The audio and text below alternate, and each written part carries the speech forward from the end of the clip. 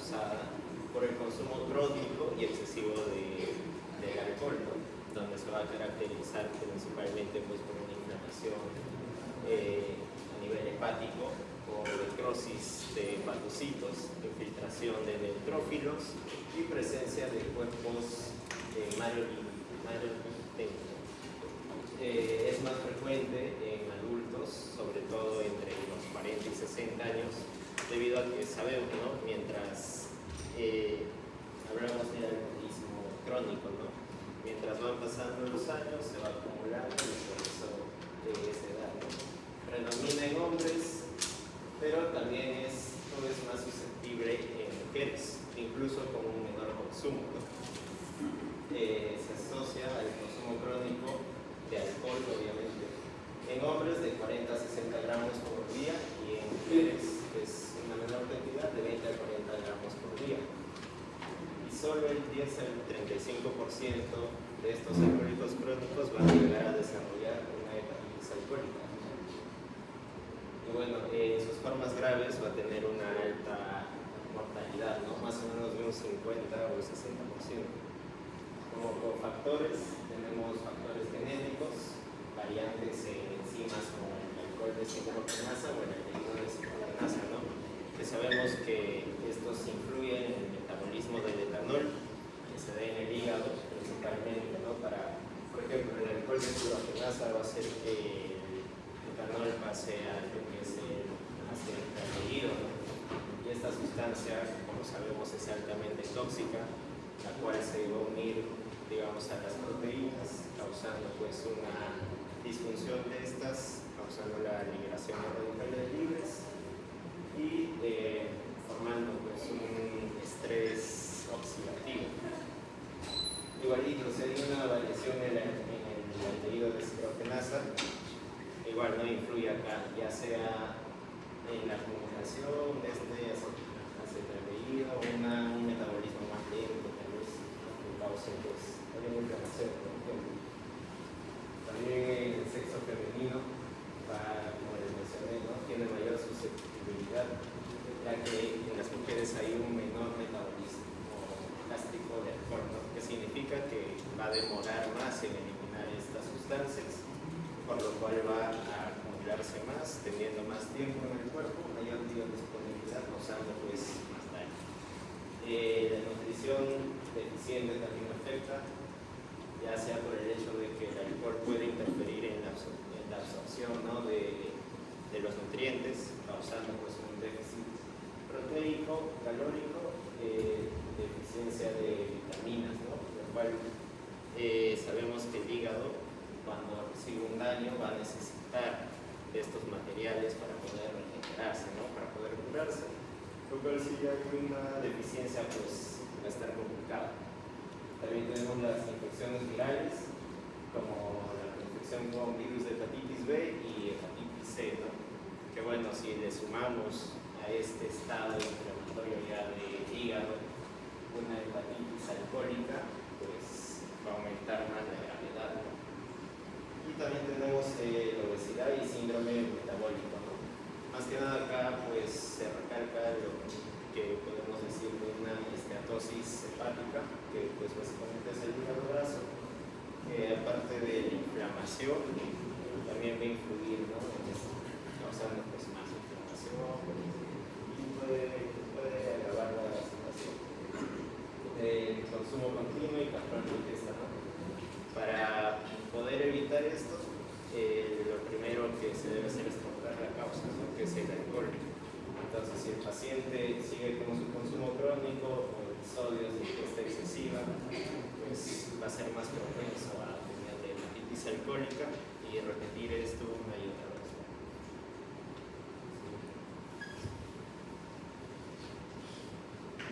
Entonces, yo voy a hablarles de lo que es la absorción, el metabolismo y los efectos en el cuerpo de lo que viene siendo el alcohol, en este caso el etanol. ¿Okay? Primeramente vamos a empezar hablando un poco de lo que es este etanol. ¿Okay? Como vemos ver, su forma química está compuesta de un metileno y un peroxilo o un grupo de etanol más un peroxilo. ¿Okay? El alcohol es una molécula alfática, es decir, que va a tener una carga polar y una carga polar, lo que lo vuelve hidrosoluble y también liposoluble. Eso es lo que le va a permitir tener una absorción que a través de la membrana plasmática de las células. Va a tener una distribución uniforme por todo el agua corporal. ¿Okay? Es aproximadamente de 0.65 gramos por litro sobre kilogramos de peso total.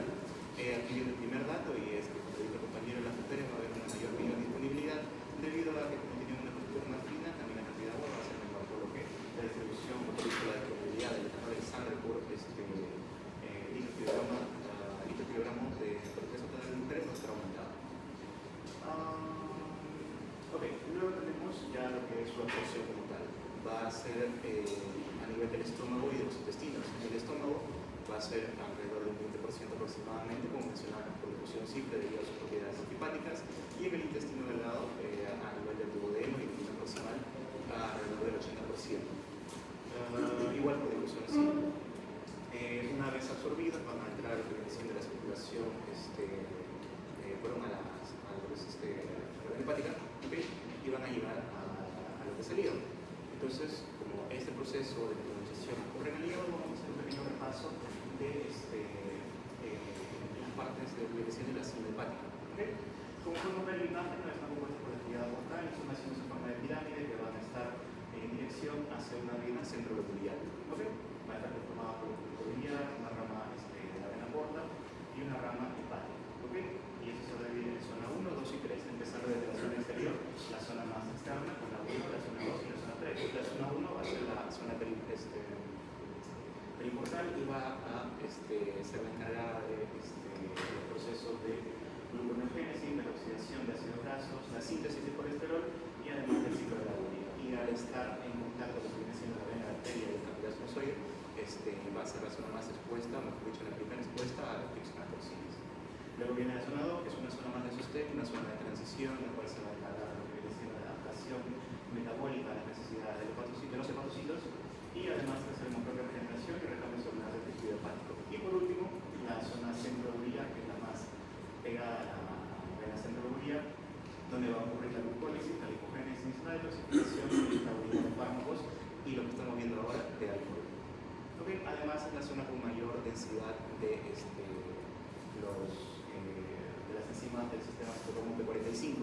Más específicamente, la que vamos a utilizar en la utilización del metabolismo del hígado va a ser la INP3-2E1, es decir, la citocromo de la familia 2, su familia E, E1. ¿Okay? Entonces, ya tenemos delimitado nuestro lugar en el que va a ocurrir nuestro metabolismo del alcohol. Entonces, vamos a proceder a la siguiente. ¿Qué es lo que sucede?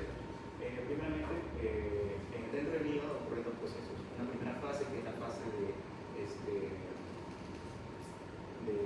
funcionalización, ¿okay? Que se encarga de exponer a las moléculas que entran, ¿okay? A un grupo funcional para aumentar su reactividad. En este caso, la fase 1 es la respuesta de lo que viene siendo la ADH, no hablaremos de la vasopresina, sino de la alcoholishidrogenasa, ¿okay? Que se va a encargar de oxidar el etanol, ¿okay? Por medio del uso de una denominada adenosina dinucleótida, que es el NAD. ¿Okay? Entonces, una vez que tenemos nuestro etanol y nuestro NAD, esta enzima, la alcoholishidrogenasa, se va a encargar de convertirla en acetaldehído, ¿okay? Además de producir la trans, ¿okay? La NAD, pero reducido. Además, también, como mencionamos, utilizan la citocromo 6P12.1, ¿okay? En este caso se utilizan lo que son las fosforiladas, ¿okay? Y también además reducidas y agua. Y en menor proporción también participa lo que es una catalasa, utilizando lo que es cofactor peróxido y también como pesado. Estos tres procesos van a dar lo que viene siendo el inicio de la segunda fase, que es a base de la producción del acetaldehído. ¿Okay? Luego, este acetaldehído va a tener otra vez una conjugación y como su nombre lo dice, va a ser la segunda fase, lo que viene siendo el metabolismo hepático, que es la conjugación que va a consistir en convertir los xenobióticos de forma más soluble para su eliminación. ¿Okay? Entonces, tenemos que el aldehído va a pasar por las aldehidrogenasa, también usando un NAD y obteniendo a su vez también un NAD reducido. Y lo que vamos a tener va a ser el ácido acético. Vamos a tener lo que es el ácido acético. ¿Okay? Entonces,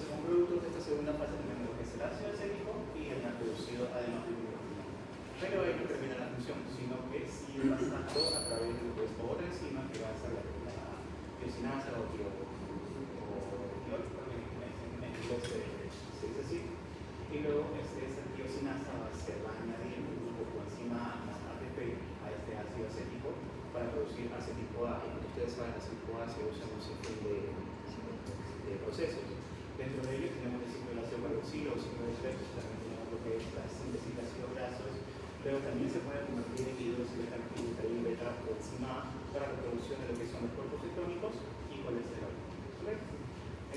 Además, mencionar que este metabolismo del etanol es de una cinética de orden cero, ¿okay? Es decir, que a pesar de su concentración, la velocidad en la que vamos a metabolizar el alcohol va a ser continua, a diferencia de como podemos ver en el caso de ciertos fármacos, en los que a medida de que aumenta su concentración, la velocidad en la que se metaboliza va a ser diferente. En este caso, el alcohol se metaboliza aproximadamente 8 gramos por hora. ¿Okay? Y como esto podemos hablar también acá en un gráfico de lo que viene siendo el metabolismo del metanol. Como saben, el metanol es un alcohol llamado alcohol de madera, el cual a veces suele ser añadido a ciertos tragos, ¿no? Adulterados y consumidos por accidente. Entonces, la cadena que sigue, la cadena metabólica que sigue, es similar, solamente que los productos que se van a formar van a ser más tóxicos. Entre ellos podemos ver que el metanol va a ser oxidado por la misma enzima colesterolasa, pero esta vez para formar formaldehído. Este formaldehído a su vez va a ser conjugado por una colesterolasa para convertir en ácido fólico, y este ácido fólico es el causante de que la expresión de la sintomatología, ¿no? En intoxicación por metanol, que consiste en ceguera bilateral, deshidratación, pérdida de conocimiento y la muerte ¿no? por una acidosis dada por ácido fólico. Otro segundo dato que se puede mencionar acá es que, por ejemplo, en la población asiática hay una deficiencia de la ADLH2, ¿okay? Que va a ser que se va a encargar de sintetizar, o por dicho, de expresar la enzima aldehidrogenasa. Es por ello que es más o menos aproximadamente un 40% de la población asiática que tiene una intolerancia al alcohol. ¿Okay? Y dentro de ellos tenemos algunos fármacos que participan en esta vía, como puede ser el flumatisol para inhibir la alcoholhidrogenasa, ¿okay? También utilizar el diciendo la intoxicación por metanol, y también el disulfiram, también conocido como antabus, o lo que algunos conocen como efecto antabus, ¿no? Que es un fármaco que se le da prácticamente a personas que tienen un consumo crónico de alcohol. Entonces va a inhibir la alcoholhidrogenasa y va a permanecer en el torrente lo que es el producto que va a causar mayor, bueno, tiene que ser la toxicidad del cuerpo y que va a causar la mayor parte de los efectos del consumo de alcohol en el cuerpo, que es el acetaldehído. ¿Okay?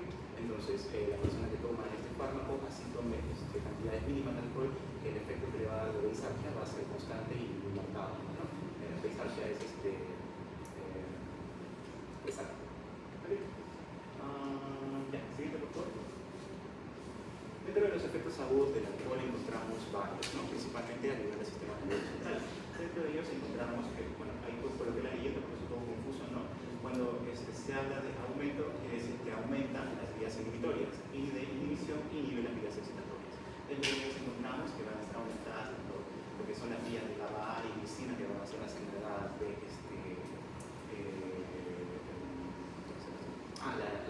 la repolarización, ¿okay? A nivel del sistema nervioso central a través de la entrada de cloro. Entonces, al aumentar estas vías, va a aumentar y va a causar una hiperpolarización de las vías, causando una hiperpolarización del sistema nervioso central. A su vez tenemos lo que son los NMDA, que son excitatorios, ¿okay? A través de la entrada del sodio y calcio. ¿Okay? Y a su vez también tenemos que aumenta la cantidad de operadores del receptor nicotínico, ¿no? Cuando hablamos de acetilcolina, también hablamos de sistema nervioso parasimpático. ¿Okay? Todos los efectos. También viene a ser el aumento también de otro inhibidor, que es la 5-HT3, que es este receptor de serotonina, que a su vez también va a determinar el sistema nervioso central. Y también tenemos esto, ¿no? Un aumento de la apertura de canales de calcio, perdón, de potasio, ¿no? El cierre de los canales de calcio, y igual a nacional de canales de potasio que va a canales de calcio. O sea, es decir, va a haber mayor entrada de potasio, mayor hiperpolarización, mayor depresión del sistema. ¿Okay? Dentro de algunos de sus efectos encontramos que bueno, como les mencioné, la besaria, resaca o náusea, que son síntomas de resada, como Se relaciona principalmente a la actividad de los receptores 5H3, el deterioro cognitivo y memoria. Por ahí también viene lo que es el síndrome de Wernicke-Korsakoff, que se ve principalmente guiado por la inhibición de los NMDA, la relajación muscular y la apnea del sueño, que está relacionada con el aumento de la actividad de los receptores GABA y los canales de potasio, como hemos mencionado. Difusión sexual, ¿no? El alcoholismo genera una impotencia, el uso del líquido para una depresión general y sistema nervioso mediante el aumento de la meloplasia y la potasio. Es decir, aumenta el líquido, pero no dispone, o mejor dicho, no es favorable para la actividad sexual. Y por otro lado, hipotermia, a través de vasodilatación, tal vez también venía por la inhibición de canales de calcio, o sea, la calcio necesaria para la compresión muscular, así sea espelítico muscular o con cardíaca o lisa, en este caso que no va a haber calcio, entonces va a causar una vasodilatación periférica. Y aumento de la diversión, como ustedes saben también esto va fuera de lo que viene siendo las neuronas del hipotálamo, principalmente las que se encargan de sintetizar la atlética, el núcleo supraóptico y pararticular. Y van a causar la inhibición de la prevención de la secreción de la ADH, entonces, es decir, aumento de la diuresis. Entre los efectos encontramos la euforia, la desinhibición, la eliminación de la memoria a corto plazo, la sedación, la ataxia, y eso van a estar mediados por la prevención también del ritmo de secreción.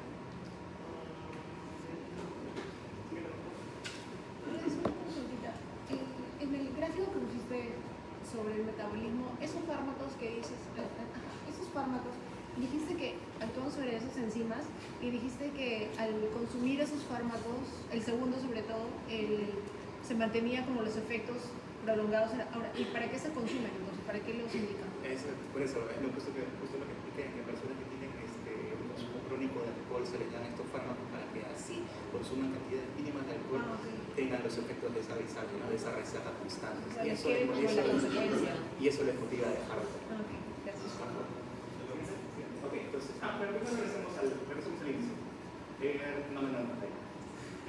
Entonces, como vimos, ¿no? Al final lo que tenemos del ciclo metabólico como tal es ácido acético, pero este ácido acético va a ser convertido por una tiosinasa, ¿ok?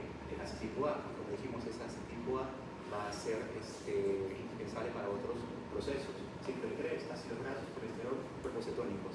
El aumento sostenido de del consumo de alcohol y la producción de ese ácido tipo A que va a ir a estas vías metabólicas va a causar ciertas alteraciones dentro del organismo, que ahora vamos a ver. Y también acuérdense porque esto va a ser importante, es decir, como les digo, mayor consumo de alcohol, mayor aumento de esos procesos, pero a su vez también vamos a tener residual mayor concentración de NAD reducida, NADH.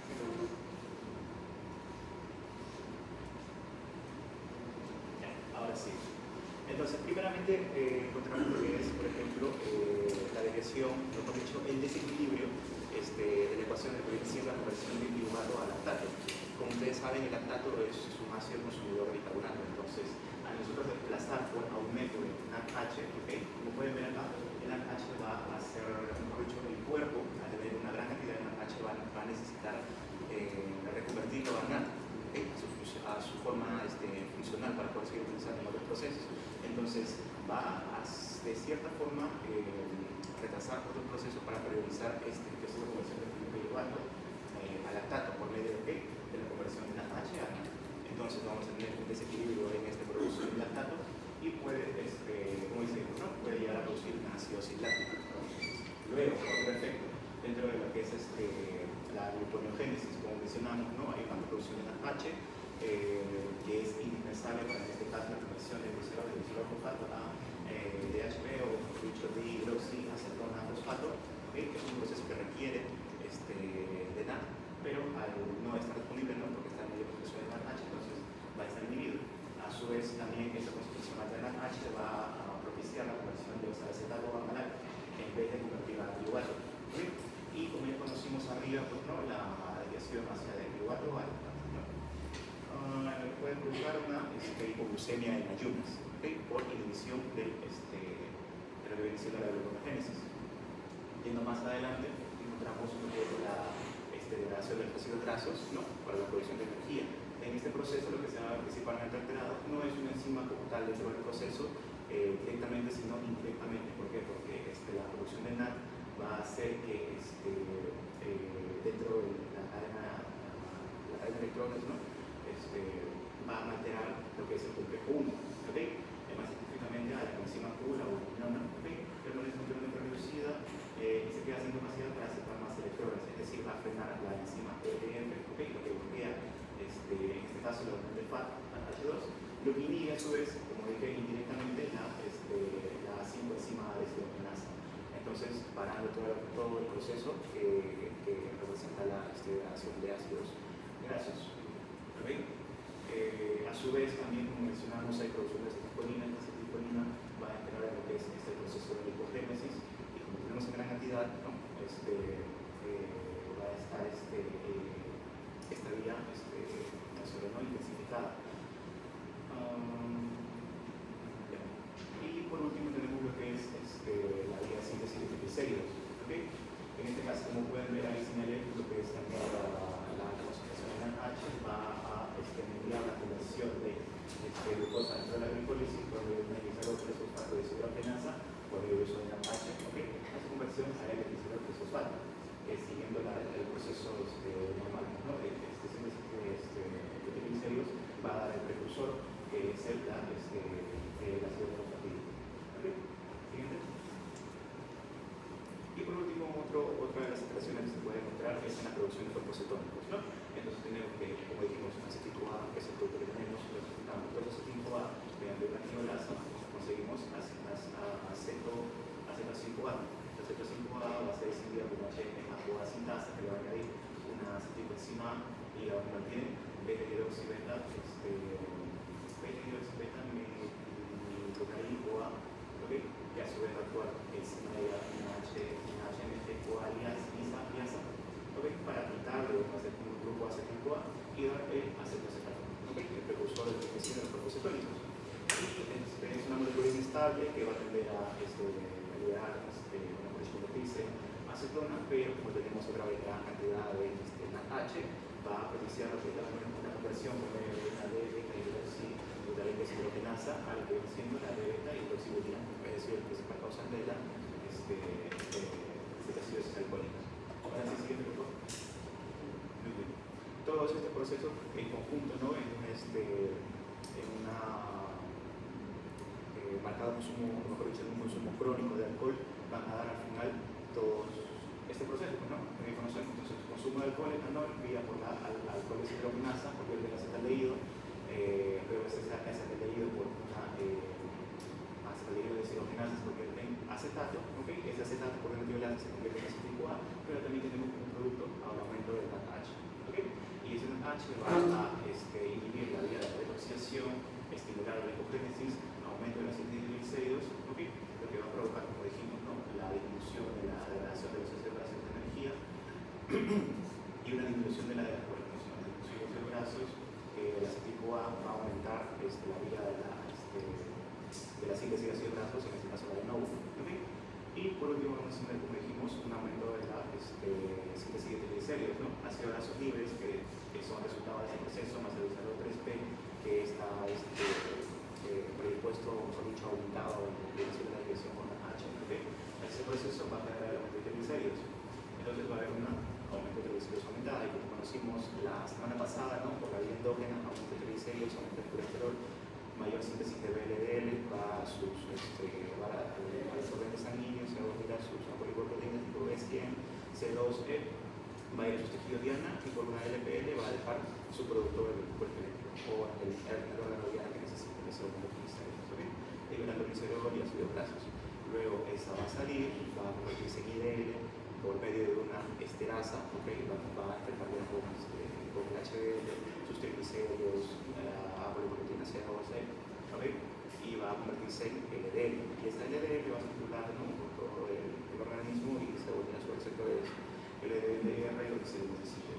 Pero en este caso no estamos hablando de un proceso fisiológico, sino un proceso alterado por el consumo constante, o mejor dicho, crónico de alcohol, en el que al final toda esta suma de alteraciones va a terminar en lo que conocemos como hígado graso o esteatosis hepática. Sí. Ok, bueno, Sé que es un poco extenso, pero lo vamos a resumir muy rápido. Ahora, los más importantes son los de Brock. Ahora, ahorita vamos a ver por qué este es un poco más opaco. Ahora, primeramente vamos a utilizar, se pide la AST, o antiguamente, o bueno, más comúnmente llamada como el EGO. Y donde sería se encontraría elevada. ¿Esto qué nos indicaría? Pues una lesión en las células del hígado. Esto que indicaría, pues, puede ser el daño o la inflamación aguda de los hepatocitos. Ahora, el ALT, que también comúnmente llamado sería el TGP, que también no es tan sensible o no se encuentra una elevación tan marcada como el aspartato. Se encontraría normal o levemente elevado. Ahora, ¿para qué es importante esto? Porque nos ayudaría a comparar el AST con el ALT para medir una relación que es el AST sobre el ALT, donde nos indicaría normalmente menor a 1. Esto sería lo normal. Ahora, ¿qué pasaría si el indicador sería mayor a 2? Que es muy clásico en el baño por alcohol. Ahora, por siguiente, se pediría la bilirrubina total, donde recordemos que es la suma de la indirecta con la directa, ¿no? Donde se encontraría muy elevada, donde nos ayudaría a medir la glicerina y a calcular la gravedad, ¿no? Ahora, ¿por qué? Para ver la falla de la capacidad del hígado para excretar la bilis. También el tiempo de coagulación, que se encontraría prolongada para evaluar la función de síntesis del hígado y el riesgo de sangrado, ya que el hígado no estaría produciendo suficientes proteínas de coagulación. Esto por mal pronóstico. Ahora, estas dos, hay un índice clínico que se utiliza que se llama el índice de Madre, que es con una fórmula clínica para ver el riesgo o para medir la severidad y el riesgo que el paciente tiene de la gravedad del daño por el alcohol, por la hepatitis alcohólica, ¿no? Luego, por último, tenemos al gamma-glutamil transpeptidasa, que básicamente se encontraría muy elevado para identificar los consumos crónicos y activos que el paciente tiene. Y la inducción, ¿qué indicaría esa relación? Que es una inducción enzimática provocada directamente por el consumo de alcohol o la colestasis, ¿no? Ahora, entre otros que se puede pedir sería la albumina, la hemograma o la creatinina. La albumina siempre va a estar disminuida en este caso.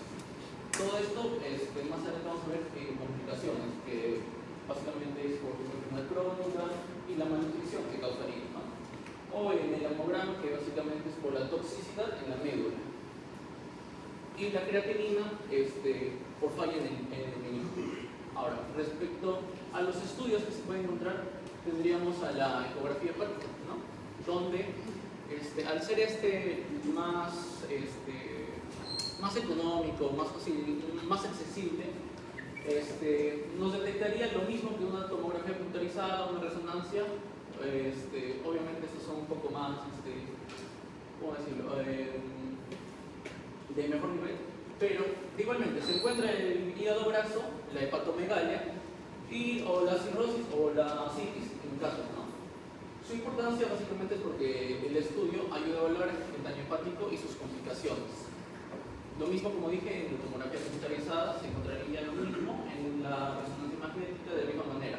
Ahora, ¿cuándo es el gol estándar? En este caso sería la biopsia hepática, donde encontraríamos la inflamación, la necrosis hepatocelular y los cuerpos de Markov-Denner. Estos son específicos o son más encontrados en una hepatitis alcohólica, como lo pueden ver. También se encuentra la fibrosis y los neutrófilos, ¿no? Esto confirmaría el diagnóstico en caso de que estemos dando entre otros diagnósticos, ¿no? Ahora, sobre las complicaciones. La hepatitis puede evolucionar a bastantes enfermedades hepáticas y tiene la mortalidad más grave. Ahora, ¿por qué? Sus principales complicaciones es la cirrosis hepática. Después, si mal no recuerdo en psicopatología, esto crearía una hipertensión portal. Ahora, la hipertensión portal daría la citis. ¿Por qué la citis? La citis se crea por la elevación del aumento de la presión hidrostática capilar. Y también sobre acuérdense que la albumina estaba disminuida, por lo tanto también habría una disminución de la presión oncótica. Y también esto crearía las hemorragias digestivas por las varices esofágicas. En casos graves de cirrosis también se puede encontrar la cabeza de medusa, ¿no? Ahora, acuérdense que también había una intoxicación de la médula, ¿no? Que básicamente nos daría una encefalopatía hepática. ¿Por qué? Porque el hígado no puede excretar correctamente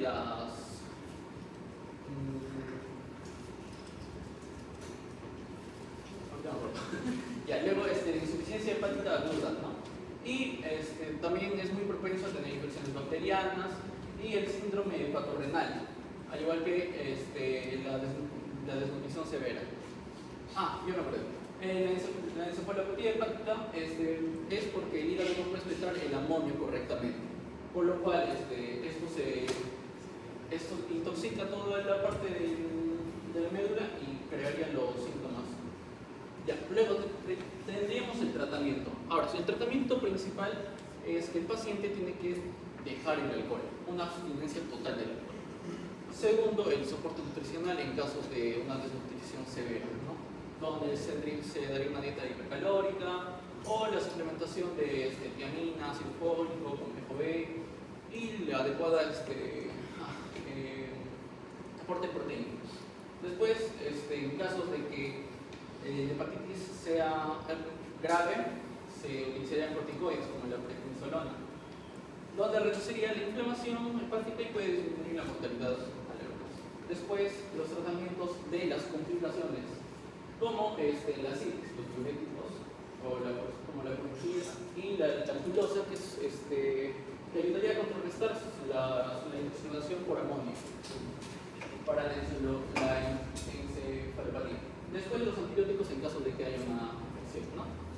Y por último, si el paciente ya no responde o ya se ve la gravedad del compromiso del hígado, se utiliza el trasplante hepático.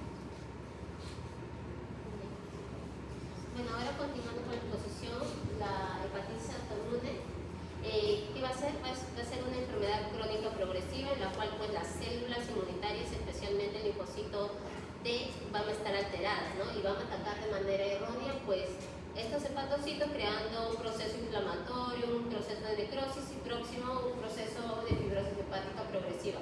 Se va a caracterizar por la presencia de autoanticuerpos, por el linfocito B, la hipergamaglobulinemia, especialmente la inmunoglobulina G, que se va a caracterizar en todo el proceso de la enfermedad, la hepatitis interfase en una biopsia hepática y la elevación de aminotransferasas séricas.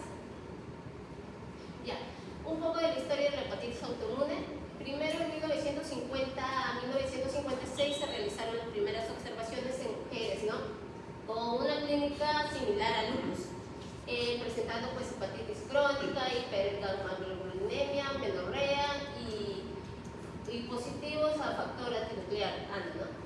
En este momento se pensó que era una forma hepática de lupus eritematoso sistémico. Luego, en 1956, toma el nombre de hepatitis lupoide por la clínica similar al lupus y por la presencia de lana. Y en 1956 a 1965 pues se trató con corticoides, ¿no? En lo cual ya se descartó que era parte del lupus, ¿no? Ya que va a pertenecer a una enfermedad inmunológica, ¿no? Y en 1965 a 1970 pues se reconoce la enfermedad como una enfermedad autoinmune por la presencia de autoanticuerpos. En 1970 a 1990 pues se llega a la clasificación tanto tipo 1 y tipo 2 por la presencia de estos autoanticuerpos. Y en 1990 a 2010 pues gracias a la genética se vio que había un predominio, ¿no? Había un predominio también por la presencia de linfocitos T autorreactivos, citocinas proinflamatorias, fallos de células T reguladoras, y en la actualidad, gracias a las biopsias, a las pruebas serológicas, pues se llega a un mayor diagnóstico, ¿no?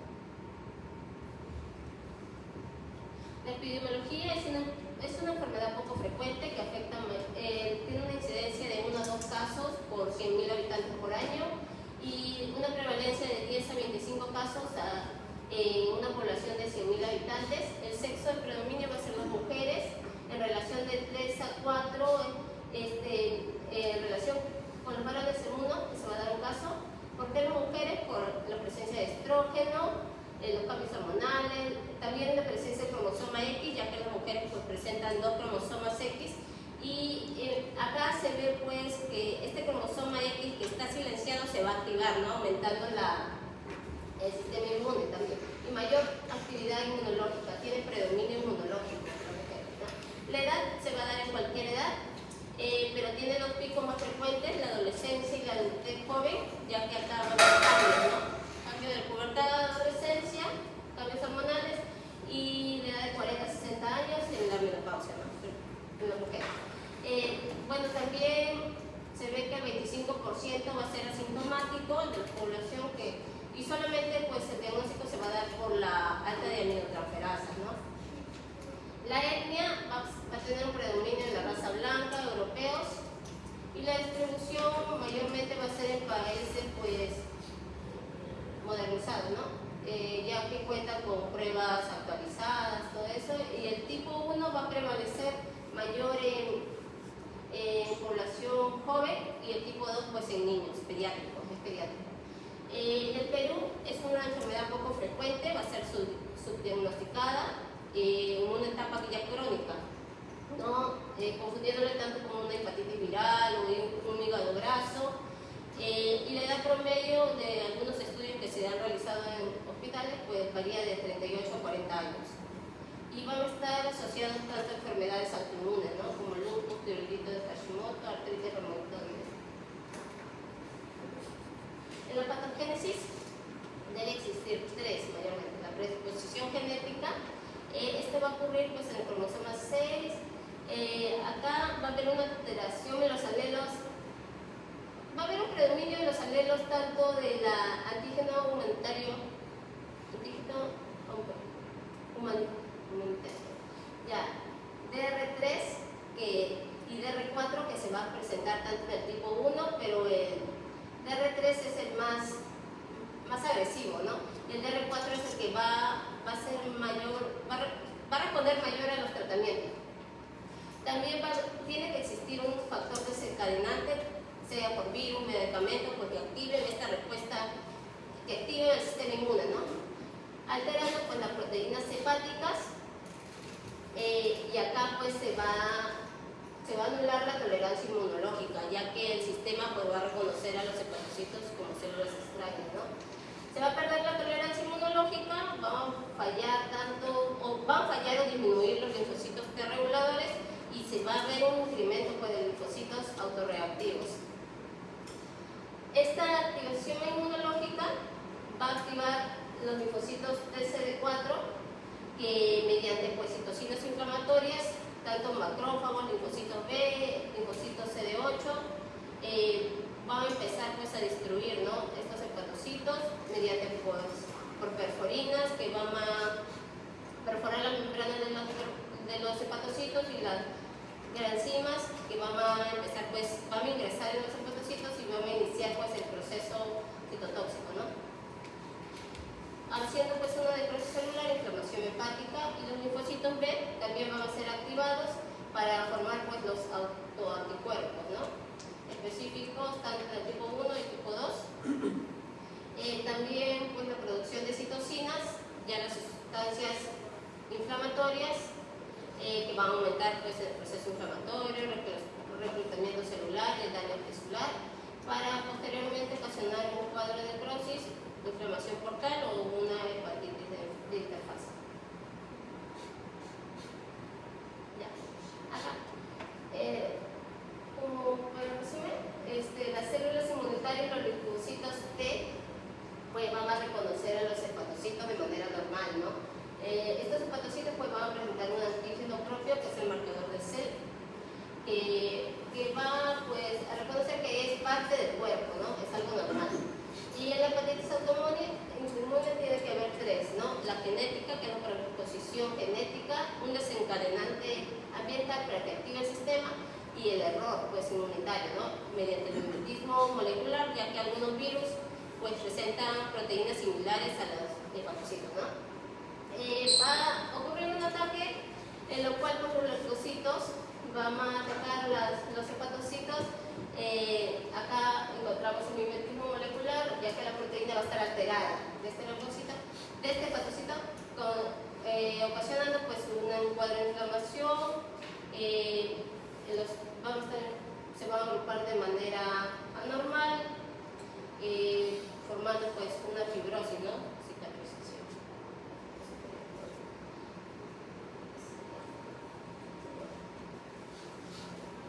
Bien. Bueno, en la clasificación tenemos a la principal clasificación es de tipo 1 y tipo 2. Bueno, el tipo 1 es el que tiene mayor predominancia de un 80%.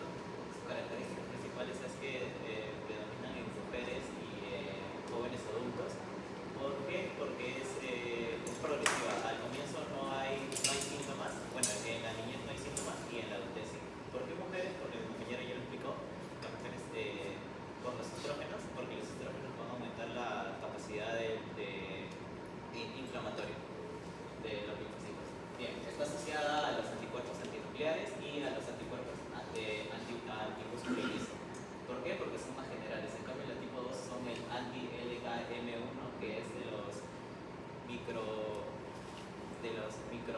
microsomas, y del anti-LC1, que es del citoplasma, del citosol.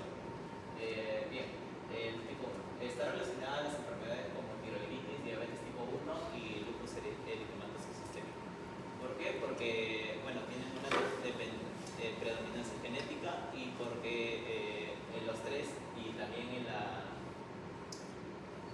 hepatitis autoinmune va a haber una alteración en la tolerancia inmunológica. Bien, puede presentarse con estas manifestaciones, que son la hepatitis aguda, crónica o una cirrosis, dependiendo de la actividad inmunitaria de la persona.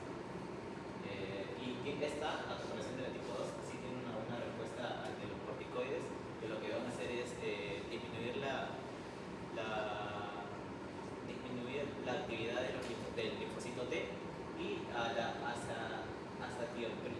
hacia tioprina, que lo que va a hacer es inhibir al ciclo de las purinas, haciendo que haya menos fabricación de linfocitos T y B. En el tipo 2 la característica principal son niños y adolescentes, porque en esta comparación de la otra es con un inicio más brusco, por lo cual sí van a haber manifestaciones desde la niñez.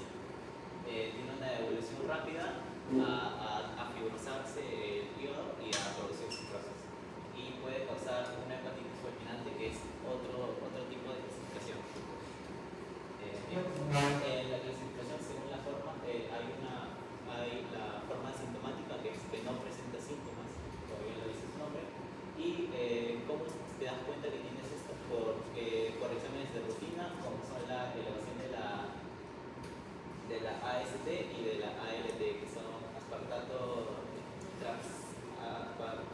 aminotransferasas y alamina aminotransferasa. Y también esto nos quita que hay una inflamación y una fibrosis, pero leve, que no causa síntomas. También está la forma aguda, que se presenta como una hepatitis similar a la hepatitis viral, con manifestaciones igual similares, como son la ictericia, la coluria, la colia, las náuseas y el vómito. Bueno, en los exámenes laboratorios se van a ver las transaminasas muy elevadas, porque hay una destrucción de los hepatocitos y una bilirrubina indirecta elevada. Bueno, la forma fulminante, que es la menos común, pero la más grave, porque la necrosis hepática va a ser muy rápida y muy masiva, por lo cual en poco tiempo va a causar una insuficiencia hepática, lo que va a causar la encefalopatía hepática, porque el hígado no va a producir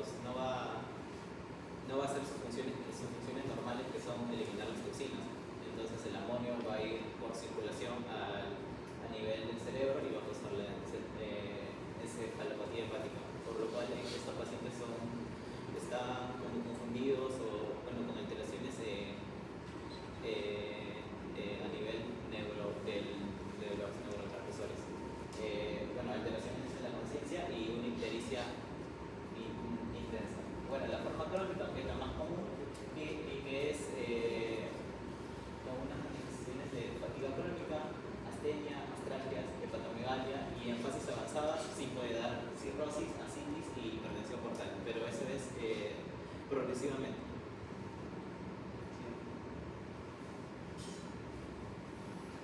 Bien, en el examen físico tenemos que en el aspecto general va a haber astenia, arinamia y fatiga. Estos tres, ¿por qué? Porque bueno, hay un daño en el hepatocito, hay catabolismo y va a haber una deficiencia en el metabolismo, ya que es el hígado. Si hay una deficiencia en el catabolismo, bueno, la persona se va a sentir fatigada, se va a sentir cansada y no va a poder hacer actividad física porque se siente cansada. Y bueno, la pérdida de peso es porque la inflamación va a llegar a nivel del centro hipotalámico, lo que va a producir la pérdida de apetito y la pérdida de peso. Bien, el examen de piel tenemos que tiene ictericia. Bueno, el paciente tiene ictericia porque no va a haber una captación de la bilirrubina indirecta por parte del hígado, por lo cual no va a haber una conjugación ni va a haber una excreción por la bilis. Por lo cual esta bilirrubina indirecta va a ir a la circulación y se va a tener afinidad por las escleras, porque las escleras tienen elastina. Por lo cual primero se van a ver en los ojos amarillos y después, bueno, la piel amarilla. Bueno, las arañas vasculares, que son las de aquí,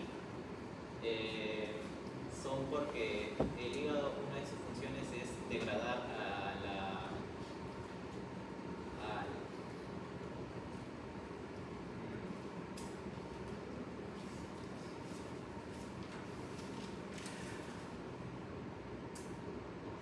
al estrógeno. Lo degrada el estrógeno y bueno, no se produce esta vasodilatación.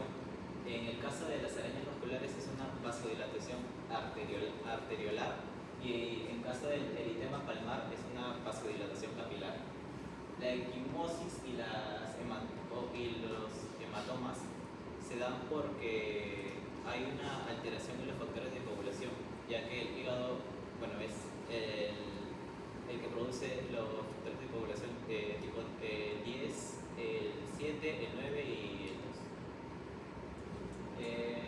La escoriación son dolor a la picazón, por lo cual hay prurito, y el prurito se da por un aumento de sales biliares en la circulación. La ictericia escleral, ya lo expliqué, y la serostomía, que está relacionada con el síndrome de Stroker, que es otra enfermedad autoinmune, que es que lo que va a producir es la sequedad, bueno, la sensación de sequedad de la boca y la inflamación en las glándulas salivales. Bien, en el examen abdominal, en la inspección va a haber una distensión abdominal por ascitis, que es una de las manifestaciones principales de la hepatitis.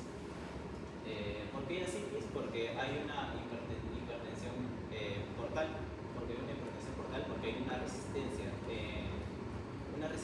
Porque al haber fibrosis, la fibrosis va a apretar los capilares sinusoides y va a producir este aumento de la presión portal. Si hay un aumento de la presión portal por las fuerzas de Starling, va a haber una diferencia de presiones y lo que va a producir que el agua de los capilares salga hacia afuera y provoque esta ascitis. Bueno, y la circulación colateral, que es porque al estar obstruidas por esta fibrosis, la circulación va a buscar una manera de circular, por lo que va a crear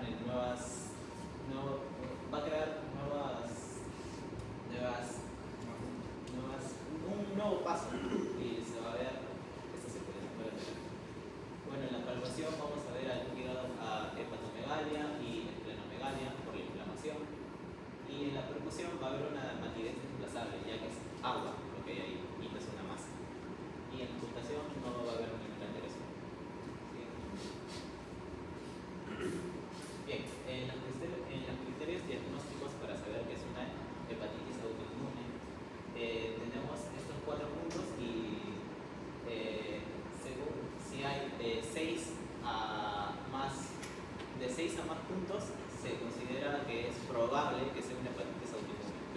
7 a más, es definitivo que es una hepatitis autoinmune.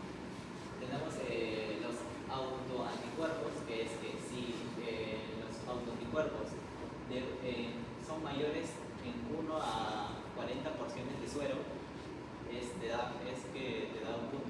En cambio, si es de 1 en 80 porciones de suero, te va a dar punto. Las inmunoglobulinas tipo G tienen que estar aumentadas en su límite normal, que su límite normal es 1600 miligramos por decilitro. Si están sobre un poco siquiera su límite, te da un punto, pero si están sobre el 1.10, va a ser 2 puntos.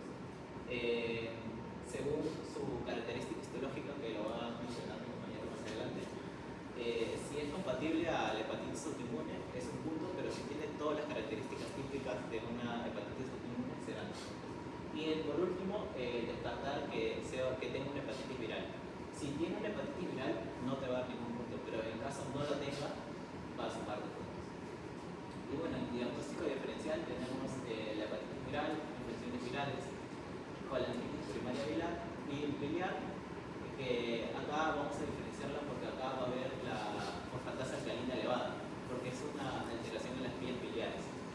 La colangitis esclerosante primaria, que es una alteración en las vías biliares, y vamos a tener esta estenosis multifocal, como vemos ahí, en las vías biliares. Una injuria hepática por fármacos, que podemos descartarla porque al quitar los fármacos, esta injuria hepática va a calmar. La enfermedad de Wilson, que es una enfermedad de alteración en el cobre, y que lo vamos a descartar porque en la enfermedad de Wilson hay estas anillas de Kaiser-Fleischer, que es lo que vemos aquí.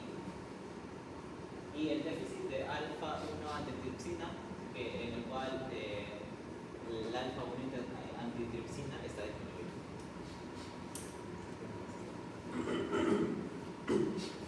Continuando, voy a comentar sobre el laboratorio y marcadores clave, ¿no? Que son marcadores inflamatorios. Tenemos a pruebas de laboratorio como las transaminasas. Las transaminasas están las principales como el glutámico, pirúvico, transaminasa o alanina aminotransferasa, ¿no? Principalmente se encuentran en el citoplasma de las células. Entonces, cuando hay estas medidores inflamatorios, miden la respuesta y la destrucción celular. Entonces, al haber esto, hay una salida de estas transaminasas al torrente sanguíneo, y por ello nos va a dar los hallazgos clave, que son normalmente cuando hay una enfermedad, una hepatitis autoinmune, que son elevaciones 10 veces de lo normal. En casos graves, que son entre 7 a 55 millones. ¿Y qué van a indicar? ¿Para qué sirve? Como ya les mencioné, indican que los hepatocitos han sido destruidos y se están rompiendo en una inflamación activa. Por otro lado, tenemos a la hemoglobina G, que son activados por el sistema inmunológico, pero estos van a hacer un ataque erróneamente hacia los hepatocitos y van a hacer que haya por ello se haya un reflejo de una activación de los linfocitos, ¿no? Como en los hallazgos clave vamos a tener que hay una hipergamaglobulinemia, que está usualmente está entre el 1.2 a 3 veces el valor normal. ¿Y para qué va a servir esto? Pues esto va a reflejar la sobreproducción de los anticuerpos por parte de las células plasmáticas de la inflamación. Por otro lado tenemos a los anticuerpos ANA y ASMA y ALECHEM, que son antígenos, por ejemplo, el ANA, antígenos antinucleares. Estos van a atacar dentro de los núcleos, y a su vez atacando los núcleos van a hacer una activación de los linfocitos B. Por otro lado tenemos a los anticuerpos del músculo liso, que estos normalmente van a provocar una inflamación en la actina del músculo liso. Estos van a tener como una identificación que nos ayudan a clasificar, ¿no? La hepatitis autoinmune en tipo 1 o en tipo 2. El tipo 2 es confirmado por el ALKM1, que es mayormente en personas, en niños y en mujeres. Estos van a indicar una deficiencia, ¿no? unos anticuerpos hepáticos que es más comunes. ¿Qué son más comunes? Por ejemplo, que estos van a hacer que haya una unión en el citocromo P2D2 para que haya una activación de sus complementos. Entonces, al haber una activación de sus complementos, van a atraer a las células plasmáticas para que haya mayor inflamación. Y por último, tenemos a la bilirrubina y la fosfatasa alcalina. La bilirrubina pierde, al haber la inflamación y la destrucción de estos hepatocitos, pierden la función de poder conjugar. Entonces vamos a tener la bilirrubina directa no va a estar conjugada entonces por los hepatocitos. Y otro, la fosfatasa alcalina, que también tiene que ver con la colestasis, que es cuando hay una destrucción por ello en la vía biliar. Entonces va a haber una acumulación de la bilis. Esto va a hacer que haya una destrucción, entonces se va a formar la colestasis. Entonces nos van a dar marcadores o hallazgos clave que pueden ser entre 40 a 129 micrones. Y diferencial, ¿no? Si está muy alta, sirve para descartar obstrucciones biliares o cirrosis biliar primaria. Vamos a ver. Bueno, acá estamos en histología, una biopsia para hacer el diagnóstico y estadificar la enfermedad en los hallazgos típicos. Como mencionó mi compañero, el punto 1 que vamos a tocar o que es clave es la hepatitis de interfase, que es cuando vemos una inflamación y se está destruyendo la placa limitante de los espacios portal y la parénquima. Entonces los hepatocitos vecinos aquí están hinchados o grandes, lo que indica un daño hepatocelular. Por otro lado tenemos a la infiltrado de células plasmáticas inflamatorias, que es en el tracto portal que hay una expansión por una inflamación intensa. Entonces también hay una actividad de la interfase bien definida y una inflamación glomerular. Por otro lado tenemos a la formación de rosetas de hepatocitos, que se ve como una expansión portal más intensa y una interfase severamente afectada. Nuevamente las células plasmáticas están presentes y además aparecen eosinófilos y además aparecen que pueden acompañar a esta inflamación. En la cuarta imagen tenemos a la fibrosis de puente o bridge necrosis. Es un aumento mayor donde ya podemos ver las células plasmáticas que dominan la actividad, entonces la actividad inflamatoria. Entonces los cuerpos de Russell también se encuentran dentro de algunas células plasmáticas que indican la producción inmunológica. Siguiente. Y bueno, como tratamiento tenemos a la prednisona como tratamiento inicial a los pacientes. Acá su fase es de dosis iniciales altas para frenar la inflamación rápidamente. Ya sabemos que estos van a inhibir para que haya una liberación, ¿no? de los linfocitos T. Entonces vamos a tener que inducir una remisión, es decir, vamos a controlar la activación inflamatoria.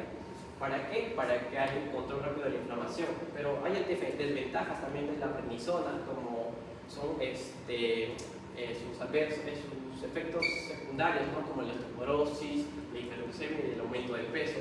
Por ello, también se toma la prednisona o se medica la prednisona con azatioprina, porque actúan de manera conjunta, ¿no? Como corticoide, entonces para que ayude a menos efectos secundarios de la inflamación, ¿no? O por otra parte tenemos a la segunda línea, como es el micofenolato mofetilo, que se usa cuando los pacientes no toleran la azotiaprina o no responden bien al tratamiento inicial con la prednisona.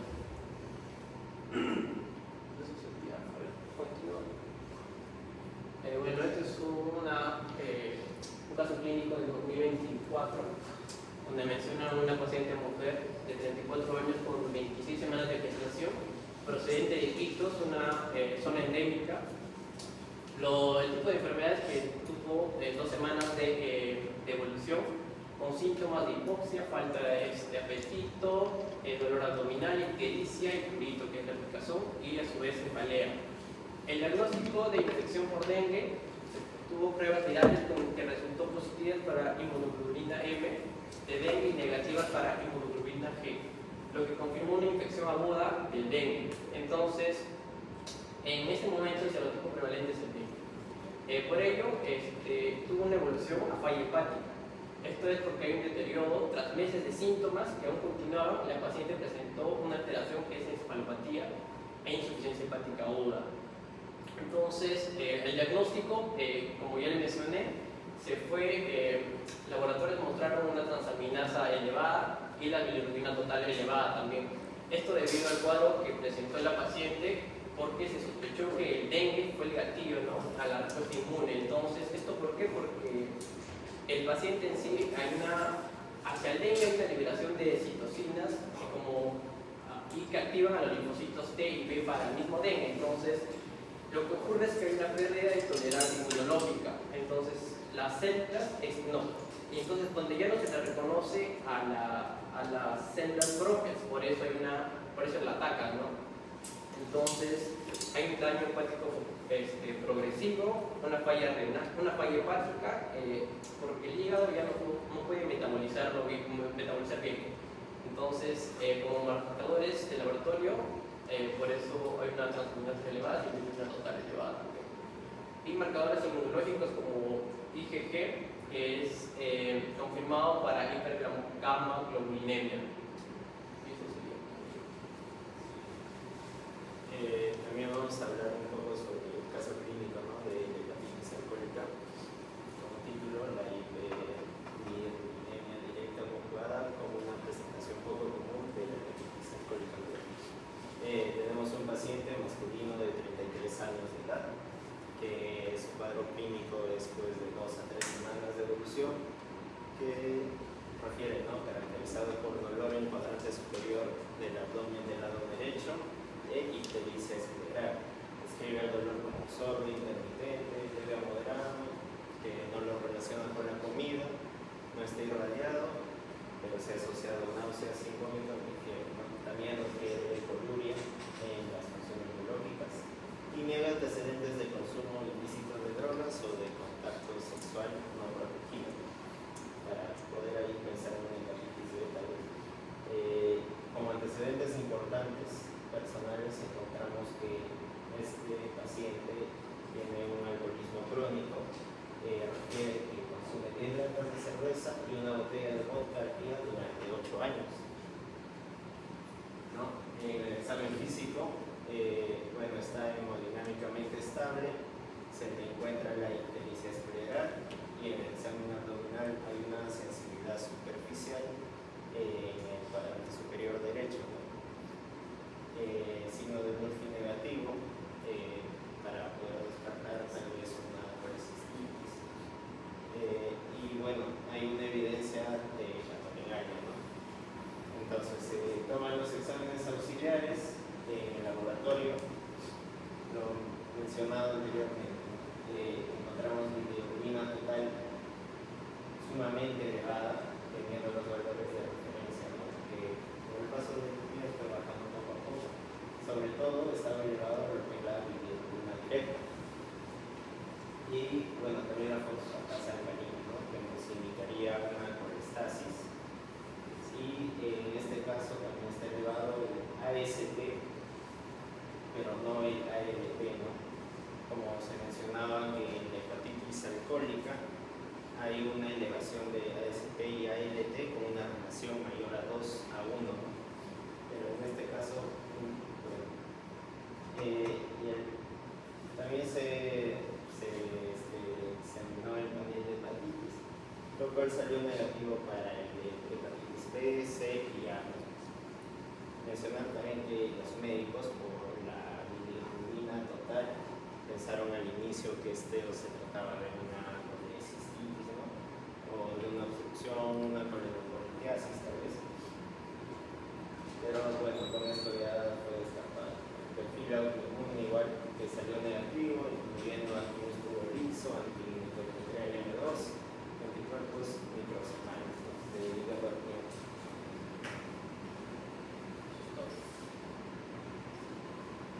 También sacaron imágenes donde más que nada en la tomografía o en el TAC lo que más se evalúa es una hepatomegalia, ¿no? Igualito acá, como indican las fechas. Es principalmente lo que se observa. Acá en la ecografía abdominal sí encontramos una reducción de la ecogenicidad, ¿no? O sea, se supone que el hígado se debería ver más negrito, digamos, ¿no? En este caso, como que se ve un poco más blanco, lo cual es un testigo de una infiltración de grasa, ¿no? Un hígado graso. Y bueno, diagnostican al paciente con hepatitis alcohólica de acuerdo al laboratorio, ¿no? Y bueno, de tratamiento le dan prednisona oral, lo cual hace una mejora gradual de la bilirrubina sérica hasta el 7,1 y pues también mejoró clínicamente y bueno, fue dado de alta.